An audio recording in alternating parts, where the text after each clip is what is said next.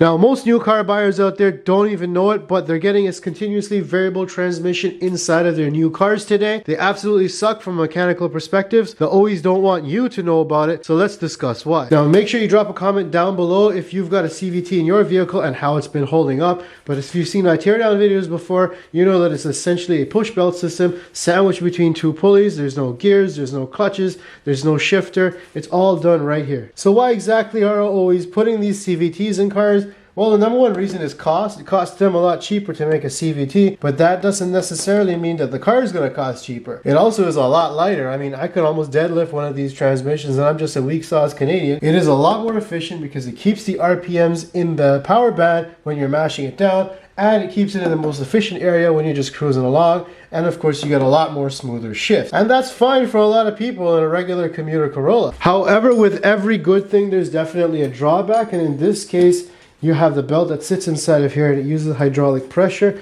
to push up against this belt so that you can get some tension on here and transfer torque to the other side. Now, this system is heavily dependent on hydraulics. If you have to have really good pressure inside of this piston so you can squish against the belt. And to have good hydraulics, you need a good pump, but you also need a good sealing system inside of here. Now, in addition, if you look at the surface area that cone actually contacts, it's a very minimal area over here on this side that are actually clamped and then pushed, which is very small to carry the torque to propel the entire vehicle. As a result, CVTs should be limited to very small vehicles, like a snowmobile. Meanwhile, manufacturers are putting this transmission in big, heavy SUVs like Pathfinders, and they're going towing with it. You absolutely could not do SUV duties with a transmission like this. The other thing is, these transmissions have a tendency to overheat, especially if you're in stop and go traffic or trying to go uphill. Once you overheat, remember this entire thing's encased in fluid, you're going to start to lose grip on here, and you're also going to start to lose hydraulic pressure. Then you're going to get that shuddering, skipping, grinding kind of sensation, and you're back on the side of the road waiting for your mama to pick you up. Now, I covered this extensively in my last Speedcast. There's no such thing as lifetime transmission fluid,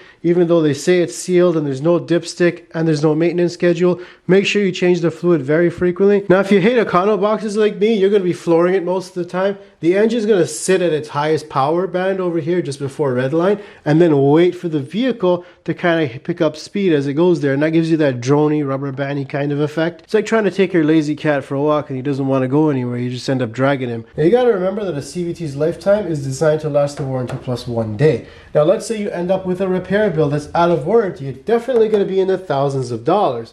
Now, generally speaking, CVTs are not the rebuildable type, unlike those automatic transmissions where you can slap a set of clutches in there, check the bearings, put a new valve body in. Can't really do that with a lot of these CVTs. Okay, so let's say you go to the junkyard and you try to find a used one. Well, you're taking a little gamble on the history because you don't know if the fluid's been changed, if it's overheating, or if it was already slipping to begin with before the vehicle was wrecked. And this kind of begs the question, you got a bunch of Nissans lined up there at the junkyard going into the landfill, and you've put CVTs in them that are supposed to be more efficient to save the planet, but these are ending up in the landfill a lot faster. I don't know why the EPA is not seeing things like this. And the same argument can be had about plastic parts versus metal parts. The plastic parts are lighter, but they don't last as long. The metal parts can at least be recycled. Now, the same debate can be had with Hyundais and their engines that are failing left and right. These are also lining up in the junkyard, and they also have low resale value. I really wish somebody could make an adapter to use a Nissan engine on a Hyundai transmission, because we could get a lot more of these vehicles back on the road. Now, don't get me wrong, there's a lot of manufacturers out there that are doing okay with continuously variable transmissions.